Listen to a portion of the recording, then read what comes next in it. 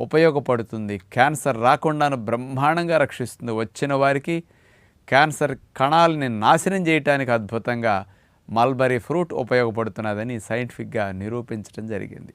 Cancer కణాలను తీసుకుని test ట్యూబ్లో పెట్టి దానికి మల్బరీ ఫ్రూట్లో ఉండే ఎక్స్ట్రాక్ట్ని, ఆ కెమికల్స్ని తీసి ఈ టెస్ట్ ట్యూబ్లో క్యాన్సర్ కణాలు ఉన్న దాంట్లో వేసేస్తారు.